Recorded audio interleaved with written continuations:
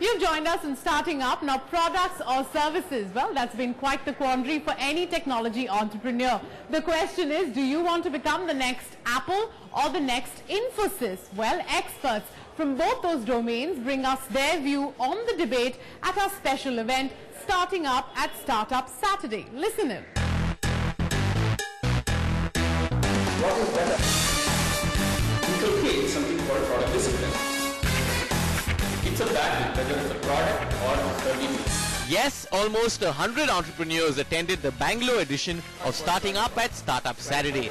With a lineup of impressive product and services entrepreneurs, the agenda provided answers on specific questions the audience was looking for clarity on. Our main idea is to get inputs from these speakers in terms of how, if you start with a company which is a product based or a service based, how do you strategize in terms of building a team or marketing or finding that first customer, and how much time it really takes to monetize. Can you manage both products and services together? What's important is 3 P's, as I call it. It's purpose, proposition and problem. Suresh Narasimha, founder of Telebrahma, spoke on building a products company, and he gave us his 3 mantras to building a successful product startup. One is you need to hire the right guys. Okay, you need to hire the right culture and build up this one. The right guys is the first thing. Second one, I suggest you go ahead and raise money. Okay, when you have enough reserves with you, that's the second key thing that I do. And third one, know your market extremely well and innovate faster than the market thinks.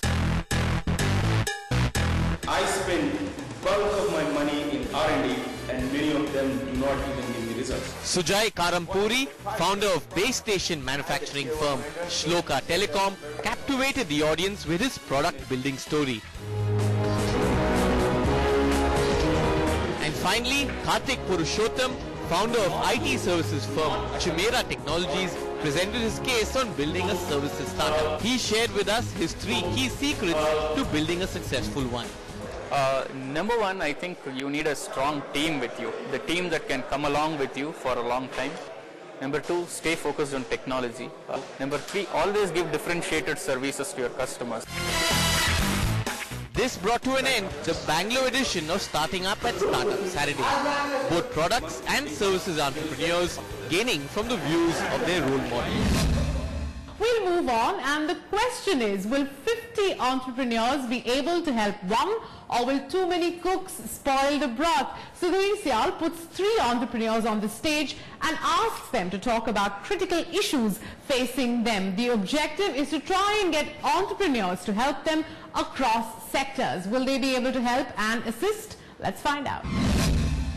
We're here at this very special Entrepreneurs Huddle, the event format where we put 3 entrepreneurs in front of an audience of entrepreneurs, and each one of them has a specific challenge, and they're looking for help from this bunch of entrepreneurs. They're all bustling with confidence and energy, and they're waiting to help these guys, hopefully with good suggestions. They also have ammunition, these little yellow balls in their hands. So if they don't like any of your challenges, or they don't like any of the other challenges, they're going to throw these balls at them. So very quickly, I'm going to start this session off by tossing to Sean Blagsvit. Sean is the founder of Baba Job, a very unique recruiting portal, and he might, well, if you're struggling to get a maid or a cook, Sean might be the answer. We are a job site, an informal sector job sites focused on folks in India that are making less than 10,000 rupees a month, right? This is the first 80% rather than the top 80% in terms of the Indian labor market.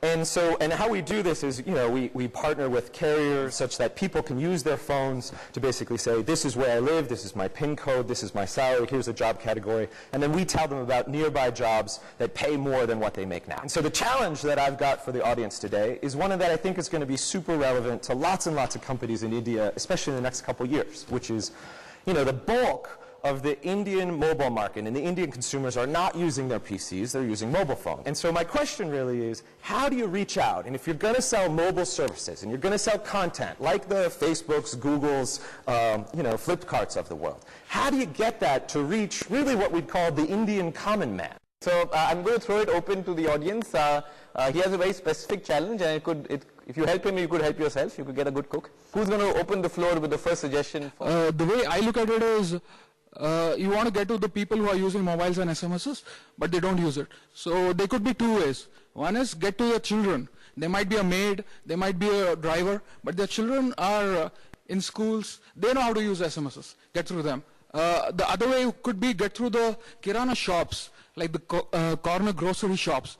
So if you use that as a distribution point, this guy will go and talk to them. He'll go and talk to the barber shop. From there, you can collect all the information.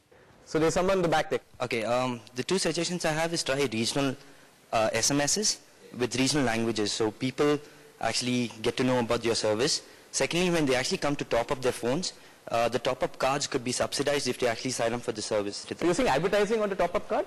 Yeah, advertising on the top-up card, so they're very prepaid good. members. Yeah, so hopefully you actually see something similar to that in Bangalore in the next month. Great. So Prashant, you should thank him. That's a great idea. thank you. It's a great idea.